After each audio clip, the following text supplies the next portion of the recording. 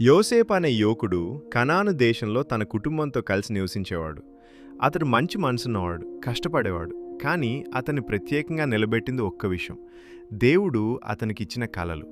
కలల్లో ఒకరోజు అతడు గొప్ప స్థానంలో ఉంటాడని చూపించబడింది. కానీ యోసేపు అన్నలు ఆ కలలను ఆశగా చూడలేదు. వారి హృదయాల్లో అసూయ పెరిగింది, కోపం పెరిగింది. ఒకరోజు ఇంటి నుంచి దూరంగా ఉన్నప్పుడు వారు యోసేపును పట్టుకుని అతని రంగురంగుల వస్త్రాన్ని తీసేసి లోతైన గోతిలో పడేశారు. తర్వాత అతన్ని రక్షించకుండా ఒక బానిసగా అమ్మేశారు. యోసేపు ఈజిప్టుకు చేరాడు. ఈజిప్టులో యోసేపు ఒక సేవకుడిగా పనిచేశాడు. జీవితం కష్టమైనా అతను నిరుత్సాహపడలేదు. నిజాయితీగా పనిచేశాడు. దేవునిపై నమ్మకం కోల్పోలేదు. కానీ మళ్లీ కష్టం వచ్చింది. యోసేపు చేయని తప్పుకు నిందించబడి కారాగారంలో వేయబడ్డాడు. మళ్లీ అన్నీ కోల్పోయినట్టే అనిపించింది. కానీ కారాగారంలో కూడా యోసేపు కోపానికి చోటివ్వలేదు. దేవునిపై విశ్వాసాన్ని వదల్లేదు. దేవుడు అతనికి కలల అర్థం చెప్పే జ్ఞానమిచ్చాడు.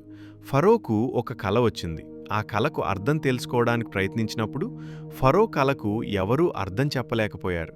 చివరకు యోసేపు గురించి ఈజిప్ట్ రాజైన ఫరో చెవికి చేరింది. యోసేపును కారాగారం నుంచి పిలిపించారు.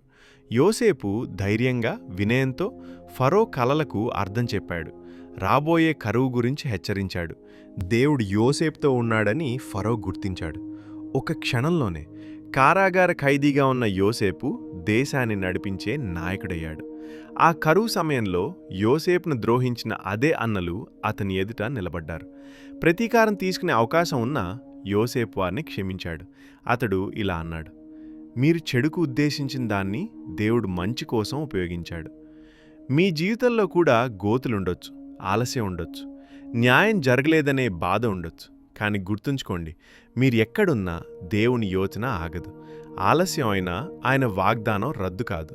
కాబట్టి యోసేపు వలె మనము కూడా దేవుని యందు విశ్వాసము ఉంచవాలి.